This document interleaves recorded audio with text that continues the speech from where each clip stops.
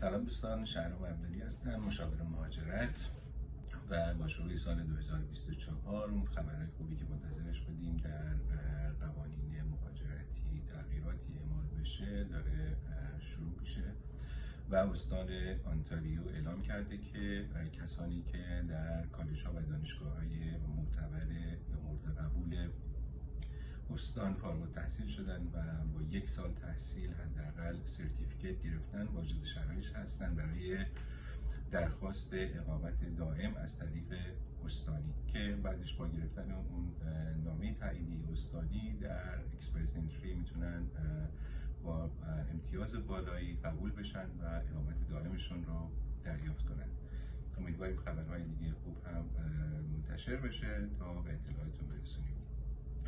برای تماس با ما میتونید با شماره به علاوه 1-604 805 5192 شرکت مهاجرتی بالا تماس بگیرید و مشاوره و خدمات مهاجرتی رو در خدمتتون باشیم. فعلا روزتون بخیر و ایام بکام.